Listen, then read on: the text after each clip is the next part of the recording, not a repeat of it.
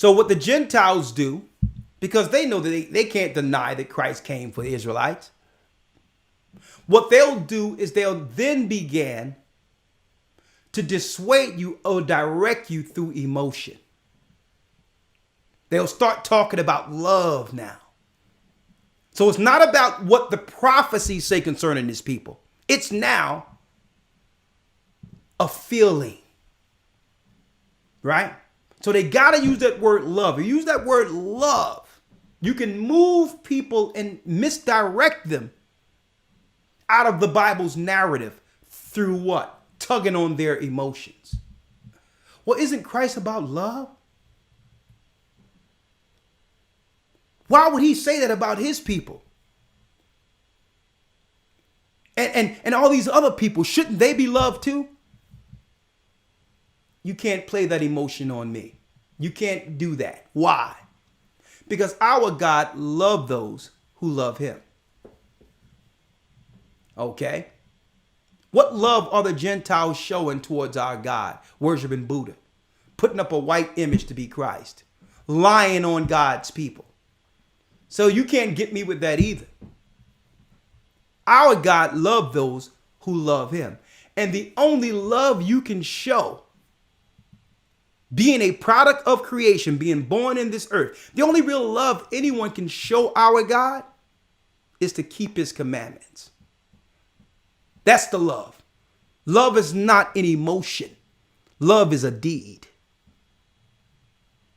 So that's how they'll start pandering on with the love thing. Well, God so loved the world that he gave his only begotten son. Well, hold up. That same God said in the same Bible, love not the world, neither the things that are in the world. If a man love this world, the love of the Father is not in him. So this world is wicked. Christ didn't die for this world.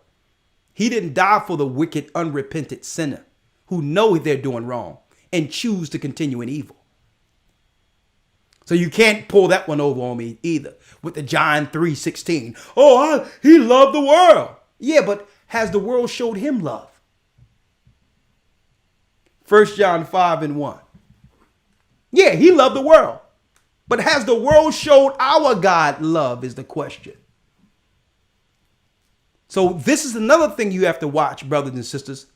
The emotion diversion that the Gentiles are used to make you believe that if you teach the doctrine according to Christ, that's hate. That's not hate, that's truth.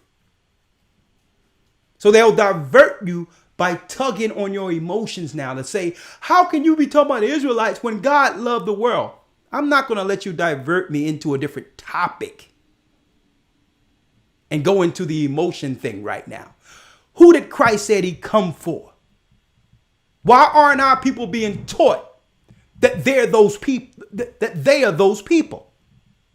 And if you're lying to them, those same people who need law, who need Christ, are you showing love or hatred? So brothers and sisters, that's another ploy of the devil. Once you have the knowledge they can no longer refute, is to now use the weaponry of emotion.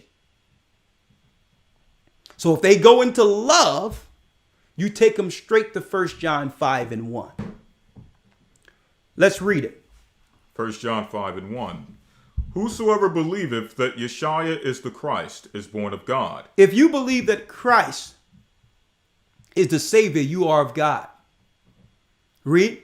And everyone that loveth him that begot, everyone that loveth him that begot, loveth him also that is begotten of him. Come on.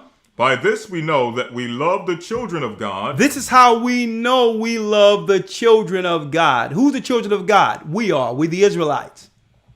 Read. When we love God. When we love God. And keep his commandments. And keep his commandments. I'm reading out the epistles right now. I mean, out of the epistles of John. This is the New Testament.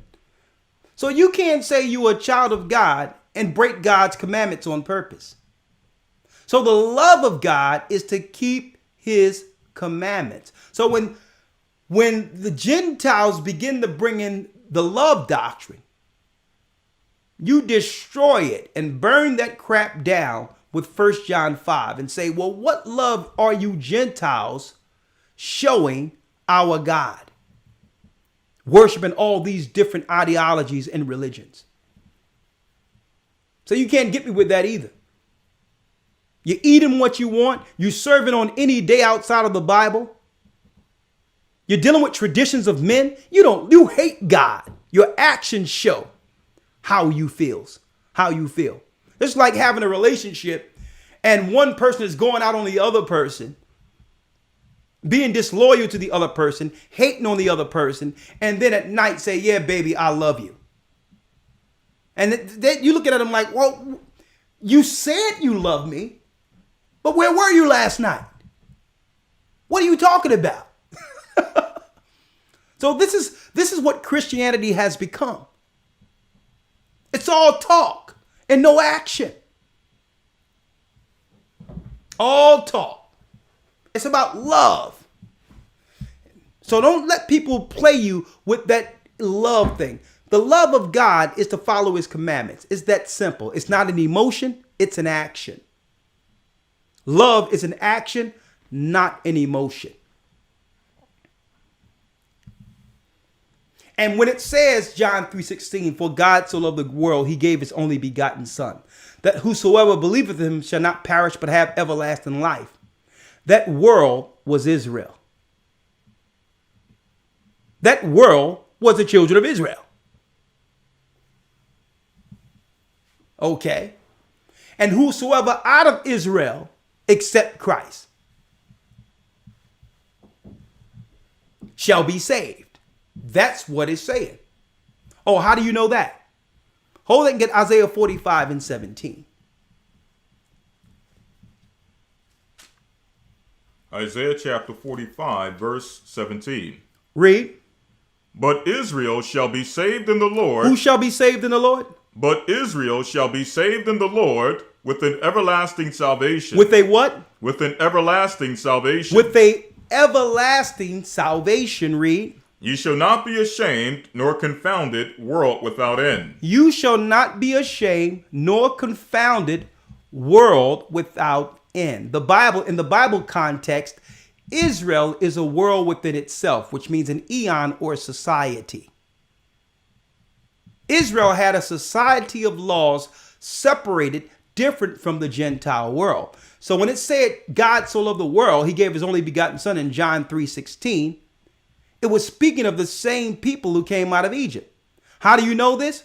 When you get an opportunity, start at the 13th verse, and he's comparing Christ coming to save Israel like Moses saved Israel out of Egypt. Read the 13th verse all down to the 16th verse to get its proper context. It wasn't talking about him just loving this world. This world is wicked. God hates this world. Okay? Let's make it clear. 1 John chapter 2, verse 15. Come on. Love not the world. Love not the world. Neither the things that are in the world. Neither the things that are in the world. If any man love the world, the love of the Father is not in him. So if you love this world, the love of the Father isn't in you. Christ didn't come to die for this world. That world he was talking about in John 3:16 were his people who was prophesied to one day awaken to the truth of him and of themselves. That we're the children of God and through Christ we're saved. That's that world. Christ didn't die for this wicked, evil, decrepit, perverted world. Okay? Let's get it in its proper context so that now, believe it or not, these missionaries that go out, they pander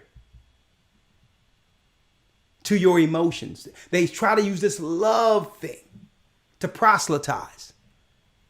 Nah, no more of that. And guess what? There's love when I'm around the church and the brothers and sisters, I feel nothing but love. But you know what? You know what had them come through those doors? Truth.